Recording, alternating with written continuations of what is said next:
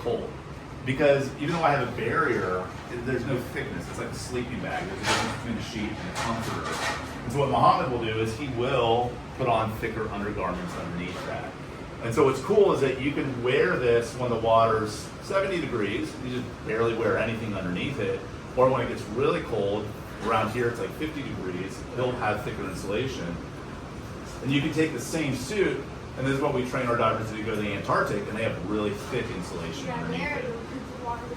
Yeah. And Muhammad's worked with them before, but you can put on what are called dry gloves. And so instead of having that rubber seal around your wrist, it's just a big rubber glove, so your whole hand is encased.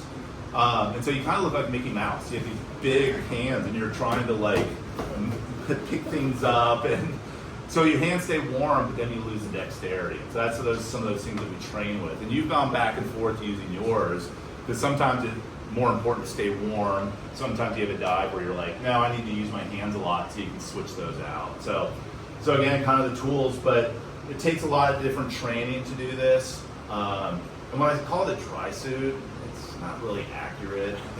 I have a dry suit. Every time I dive it, I come back a little bit wet. And cover like clothes in there. Exactly.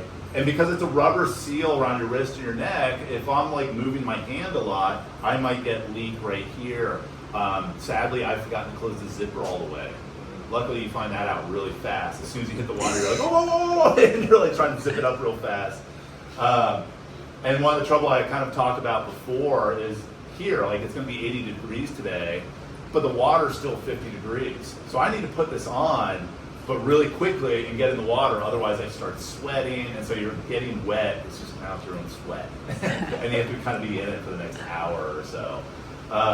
So hopefully Muhammad cleans the inside of his suit out occasionally too, because they can get kind of gross. So, but yeah, so this is our office. So this is where we like maintain all the equipment, and we have things like this little pot right here is pretty cool. That we can put our dive computers and gauges in it, and we can actually pressurize it and simulate going down to 200 or 300 feet, so we can see how things work under pressure. Yeah, so just lots of little fun things here. Let me show you guys. Yeah, go ahead, sorry. Sorry, but Yeah, please. So my brother's a diver. Right on. And he has like these boots. They kind of look like that, but he doesn't have a dress. So like he already has boots. He's kind of like he's a beginner. Okay. He just got it like a few months ago. Okay.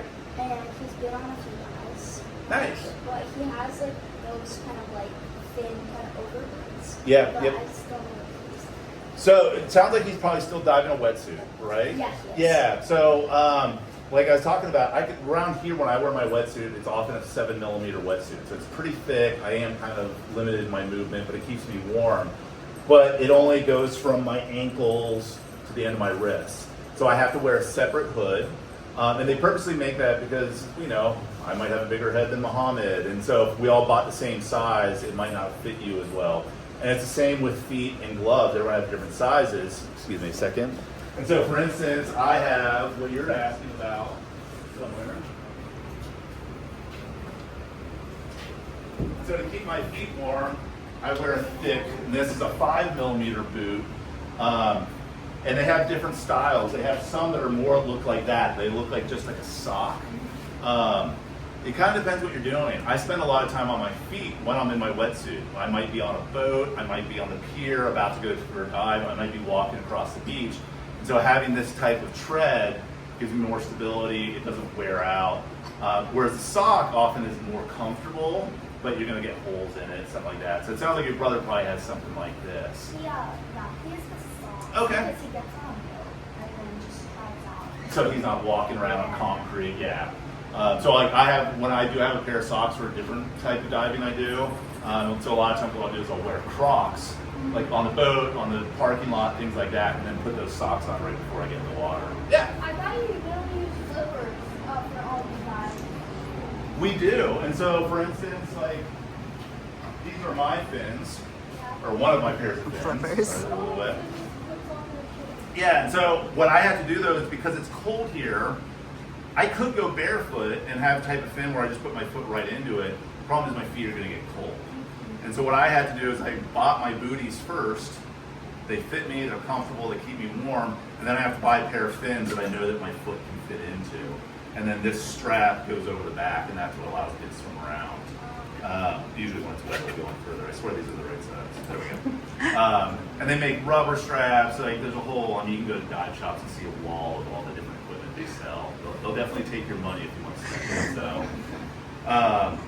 So you're right though. But in the tropics, because I'm not worried about my feet getting cold, a lot of people just wear fins where your feet just kind of slide right into them. They call them full foot fins, and where these are fins with a strap on them. They're more comfortable when you can just slide right into them. And like what your brother's doing, he's not walking around in a parking lot. So a lot of times when I travel, I may still wear boots or maybe thinner because I might still be walking around, things like that. You're not supposed to walk on coral reefs, but sometimes like the beaches are old coral and it can cut your feet easily. So I'll still wear a bootie or something like this. So when I'm walking across the beach, I don't get all cut up. So very observant. And yeah, so they have different types of fins for different types of work you're doing. And people that like free dive, where they hold their breath and dive down, they have a different style of fins, so they're like a lot more efficient and they can move really fast through the water. So like I said, you can go to the dive shop and see a whole lot out there. Has your brother been diving around here? No, we live in LA. Oh, okay, but still Southern California. Yeah.